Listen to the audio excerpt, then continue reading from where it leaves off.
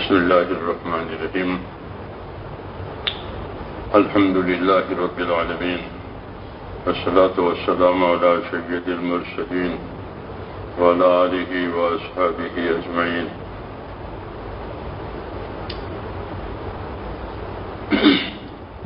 اللہ تبارک و تعالی نے دنیا میں فائدہ اٹھانے کے لیے دنیا کے اسباب پیدا کیے. زمین، آسمان، چاند، سورج، ہوا، پانی، مال، یہ اسباب ہیں. نفع دینے کے لیے، فائدہ اٹھانے کے لیے اللہ تعالیٰ نے اس کو پیدا کیا. چونکہ زندگی ہماری یہاں گزران پر ہے، قیام پر نہیں ہے کہ یہاں رہنا ہی رہنا ہے، ایسا نہیں، بلکہ گزران پر گزرے گی زندگی. تو اس لیے گزرتے ہوئے اس سے فائدہ اٹھانے کے لیے اللہ تعالیٰ نے یہ اسباب پیدا کیے. پھر یہ اسباب فائدہ پہنچانے میں خود مختار نہیں ہے. اللہ چاہیں گے تو ان اسباب سے نفع ہوگا، نہیں چاہیں گے تو نہیں ہوگا. اس لیے حالات دنیا میں بدلتے رہتے ہیں. اصل تو اللہ تعالیٰ کی قدرت ہے اور اس کا فیصلہ ہے. ارادہ الخلق فالامر، کہ مخلوق بھی اللہ کی، فیصلہ بھی اللہ کا، کسی کا کچھ نہیں. مخلوق اللہ کی اور فیصلہ اللہ کا، نفع ہو نقصان ہو. یہ باتیں اس لیے سمجھائی جاتی ہے تاکہ دلوں کا رخ اللہ کی طرف ہو. باقی جو کچھ ہوگا وہ اللہ کے فیصلے سے ہوگا.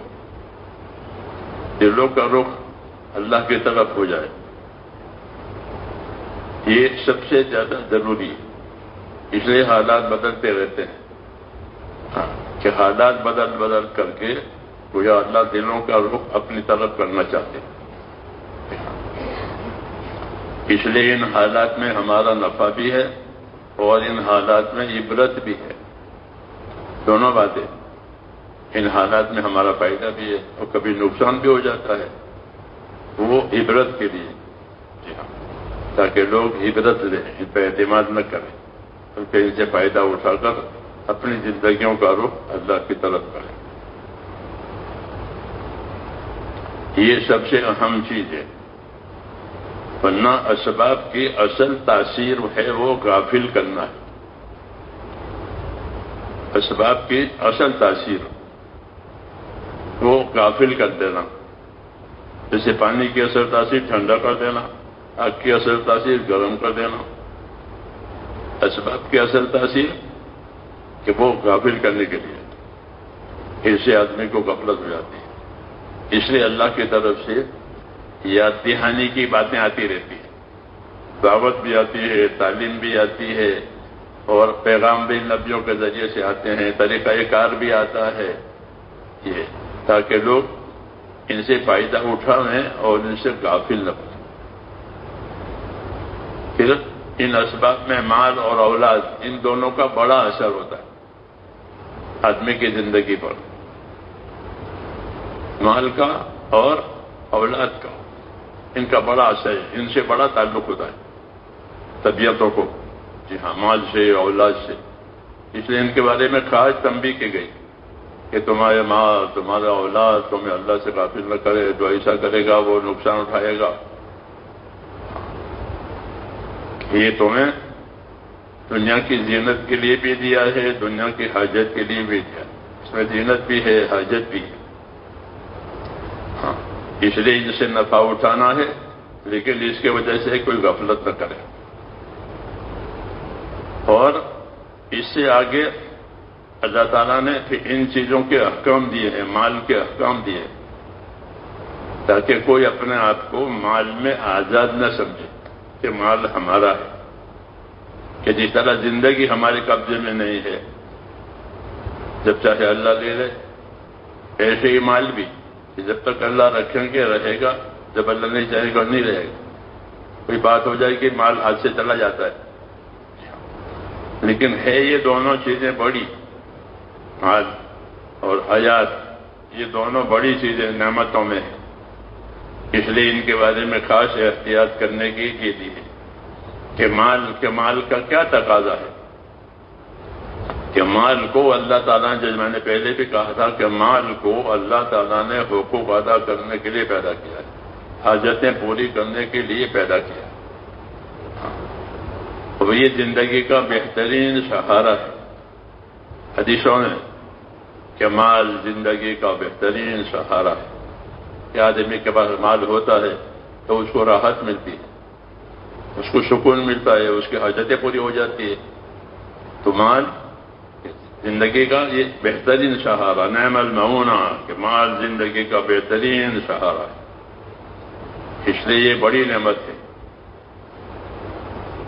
اس مال کے بارے میں کچھ چیزیں اللہ نے منع کیا ہے۔ ایک یہ منع کیا ہے کہ مال میں کوئی اسراف نہ کرے، یہ حکم ہے کہ مال میں کوئی اسراف نہ کرے۔ اسراف اس کو کہتے ہیں کہ ضرورت سے زیادہ خرچ کرے، ضرورت تو اتنی ہے اور خرچ کرے اتنا، کہ اس میں کوئی اسراف مال میں نہ کرے۔ دوسرا کہ مال کو ضائع نہ کرے، مال کو برباد نہ کرے، یعنی برباد کرنا کہ ایسی چیز میں لگاوے کہ اسے کوئی فائدہ ہی نہیں، جیسے شو، جی ہاں، جوا، یہ چیزیں تو اس سے منع کیا گیا۔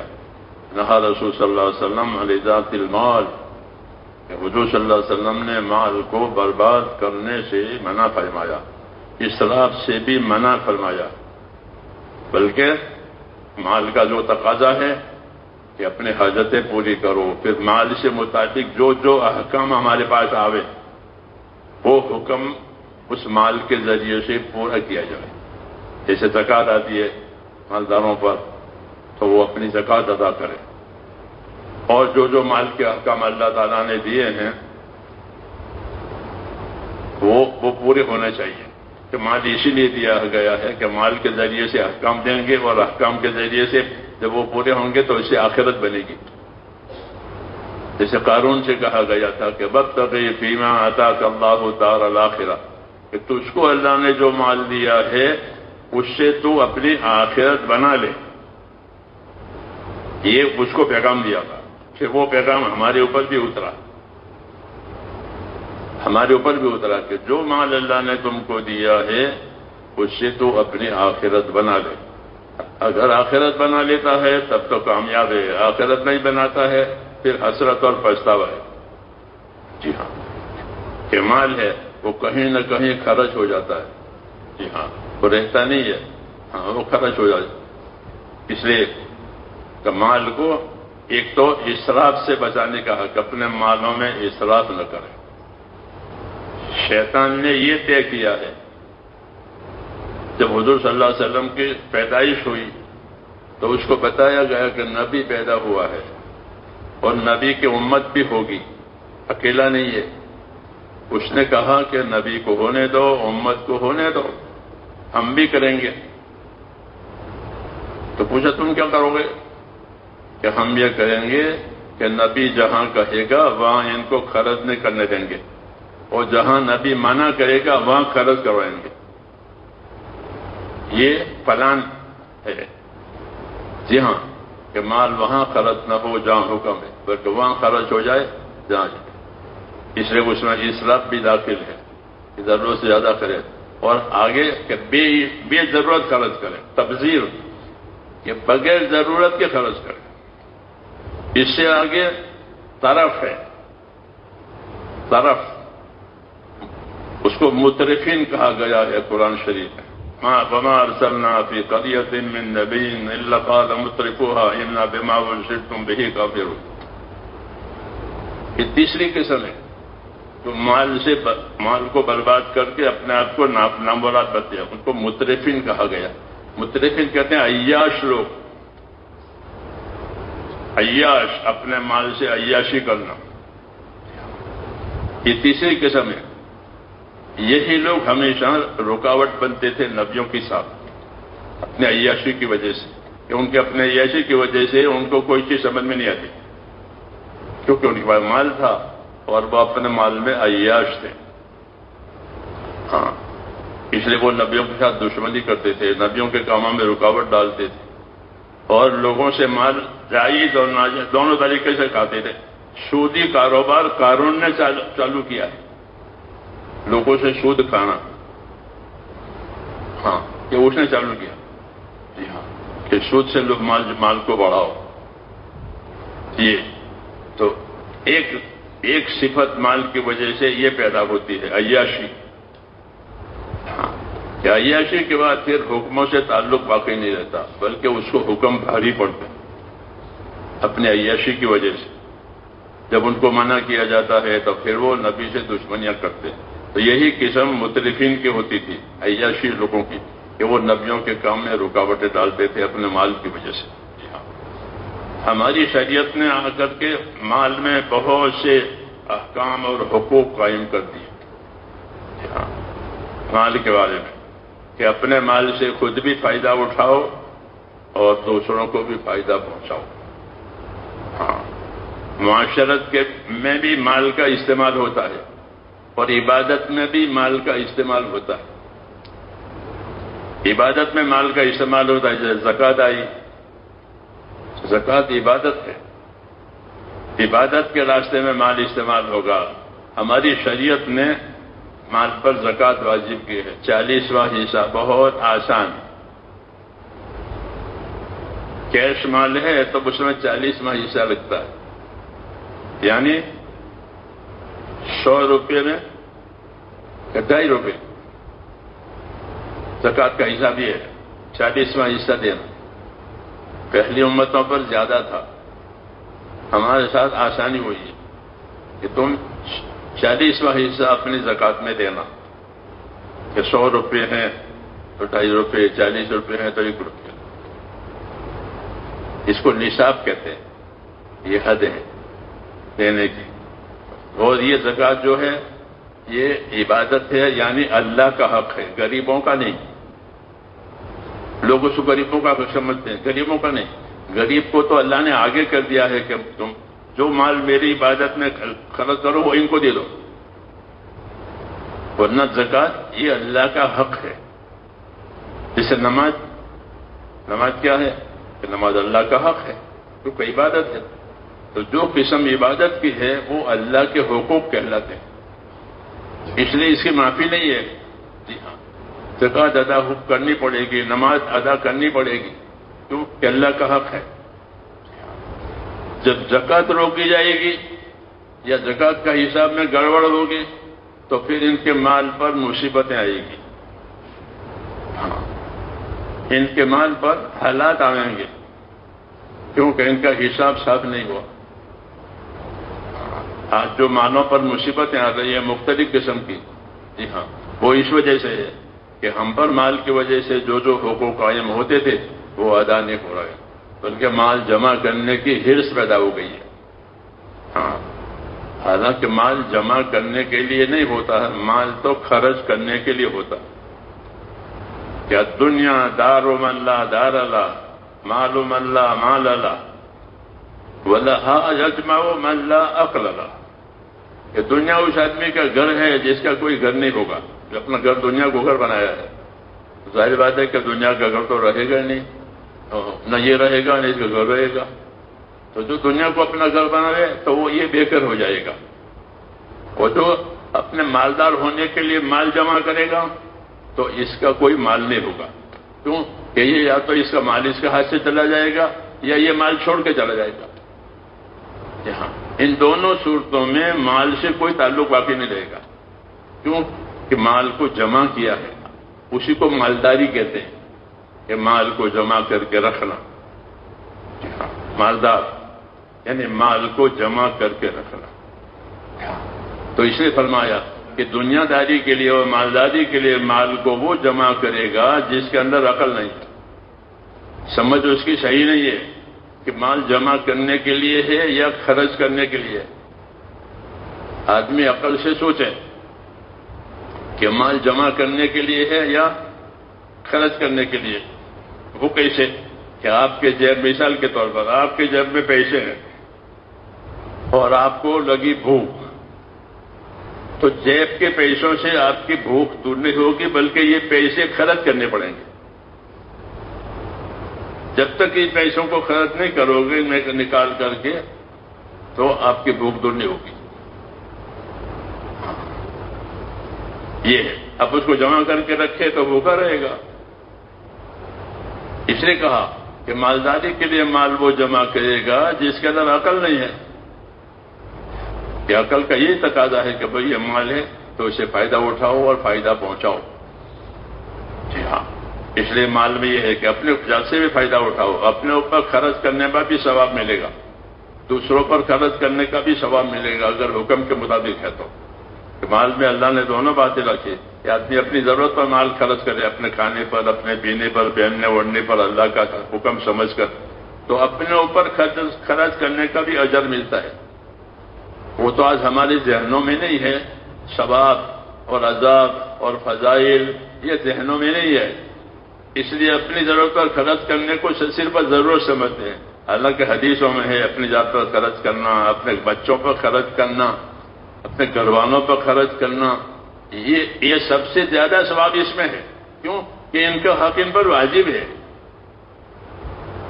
غریب کا حق بعد میں ہے، گھر والے کا حق پہلا ہے۔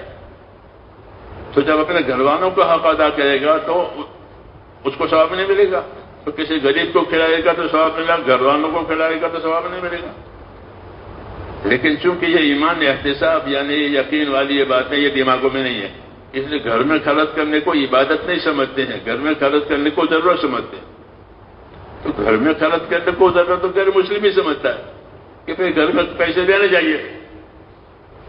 مسلمان کے لیے ایسا نہیں ہے، بس مسلمان کے لیے ہے کہ اس کی ضرورت بھی ہے اور اس کی عبادت بھی ہے۔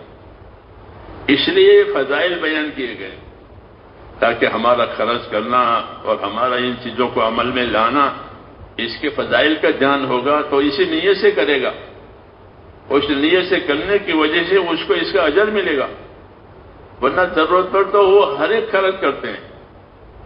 پھر ہم میں ان میں کیا فرق ہے کہ ہم کو یہ بتایا ہے کہ تمہارا اپنی ذات پر خرچ کرنا، اللہ کے حکم کی وجہ سے اپنے گھروں پر خرچ کرنا، اللہ کے حکم کی وجہ سے رشتہ داروں پر خرچ کرنا، اللہ کے حکم کی وجہ سے، کہ اس کا ثواب تو بہت بڑھے گا۔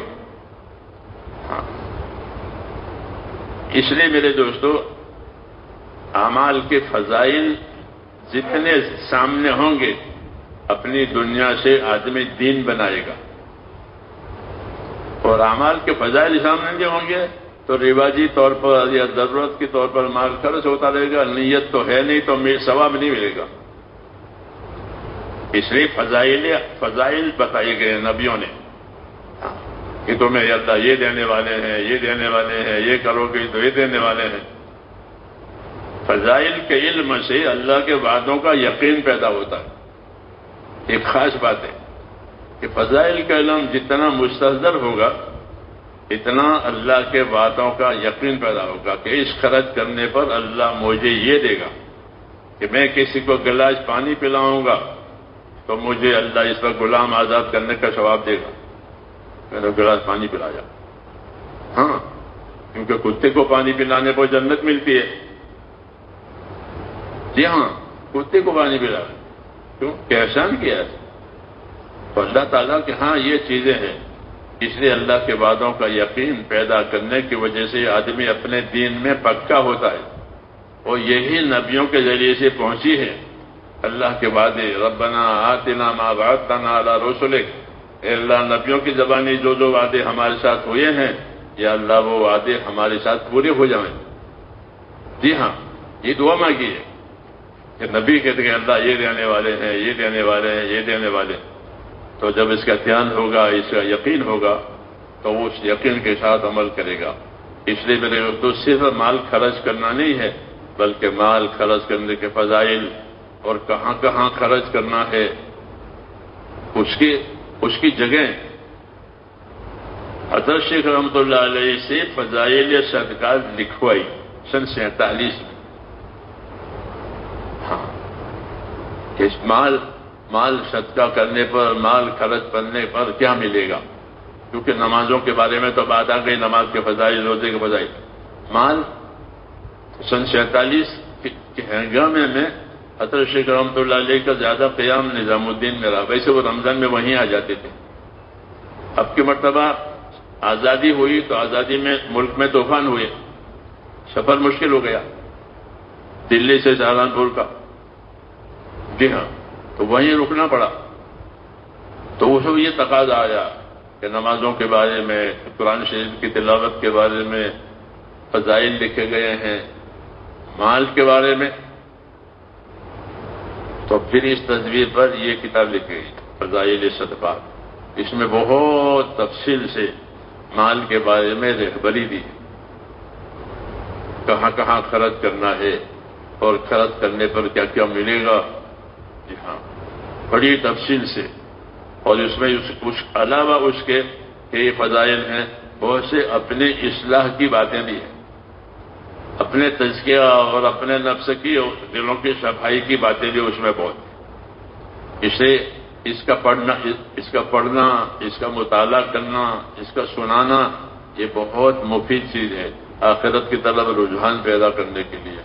اصل تو یہی ہے کہ زندگیوں میں آخرت کی طرف ہمارا رجحان ہو جائے، کیونکہ یہ وہ زمانہ چل رہا ہے کہ دنیا، حدیث میں ہے کہ تمہارے اوپر دنیا پھیل جائے گی، مال بڑھ جائے گا آخری زمانے میں، جسے ہم دیکھ رہے ہیں بازاروں میں، جی ہاں۔ ایسے زمانے میں اللہ اور آخرت یاد نہیں آتا، اللہ کو متکاثر، کہ تم کو غافل کر دیا ہے مالوں کی کثرت نے۔ ایسے زمانے میں اللہ کی طرف توجہ کرنا اور اپنے آخرت بنانے کی فکر کرنا، یہ خاص ذمہ داری ہے میرے دوستوں۔ اس لیے ان کتابوں کا سننا، اس کا سنانا، پڑھنا اور اس کو اپنے عمل میں لانا، تاکہ مال فتنہ اور مصیبت نہ بنے، بلکہ مال ایک بڑی نعمت ہے، اللہ کی طرف سے ملتی ہے۔ اس میں جو جو چیزیں منع ہے وہ اس سے تو بچنا نصیب ہو جاوے، اور جو چیز کرنے کی ہے اس کا کرنا نصیب ہو جاوے۔ تو اچھی صحبتوں میں، اچھے ماحولوں میں، اور پھر اچھی باتیں قرآن حدیث کی، اصل تبلیغ تو قرآن حدیث کی ہے۔ تبلیغ کس چیز کی ہے؟ پہنچانا کس چیز کو ہے؟ کہ قرآن حدیث کو، وہ اصل ہے۔ اس تک پہنچنے کے لیے ساری یہ کوششیں ہیں، تاکہ قرآن حدیث کے مطابق ہمارا جینا ہو جائے، مال خرچ کرنا، مال کمانا، یہ اس کے مطابق ہو، تو پھر انشاءاللہ دنیا اور آخرت کی خیر ہے۔ اس لیے میرے بھائیوں، گھوم گھام کر بات یہاں ہی آئے گی کہ دین سیکھنا بہت ضروری ہے۔ دین سیکھنا اور دین سیکھ کر اپنے آپ کو اس کا پابند کرنا، تاکہ ہر موقع کا دین ہم کو معلوم ہو جائے۔ ہاں، ہر موقع کا دین، کہ اس وقت یہ موقع ہے، اس وقت یہ موقع ہے، یہ رمضان کا موقع ہے، یہ حج کا موقع ہے، ہر موقع کا دین، تاکہ اس موقع کی فضیلت اور اس موقع کے مطابق اللہ تعالیٰ کے جو احکام ہوں وہ پوری ہو جائے۔ یہ صحیح دینداری ہے، اس لیے دین سیکھنا ضروری ہے۔ اللہ تعالیٰ ہمیں اس کی توفیق عطا فرمائے۔ آج شب جمعہ ہے، حدیث میں ہے کہ بہترین دن، تمام دنوں میں بہترین دن کون سا دن ہے؟ کہ فرمایا جمعہ کے دن ہے، کہ جمعہ کا وہ دن ہے کہ اس میں آدم علیہ السلام پیدا ہوئے ہیں، اسی دن میں وہ جنت میں داخل ہوئے ہیں، اسی دن میں وہ جنت سے باہر آئے ہیں، اور اسی دن میں سور پھونکا جائے گا، اسی دن میں قیامت آئے گی، لوگوں پر بے ہوشی آئے گی۔ تو بڑے بڑے واقعات اس دن میں ہوتے ہیں، جمعہ کے دن میں۔ اس لیے اسلام میں جمعہ کے دن کو خاص اہمیت ہے۔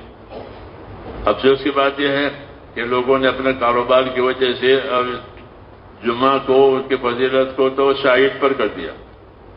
جی ہاں، نصرانیوں کو اتوار ملا تھا، یہودیوں کو شنیچر ملا تھا، ہم کو جمعہ ملا تھا، ہم کو جمعہ ملا تھا، لیکن ہم نے اپنے جمعہ کو شاہد پر کر دیا۔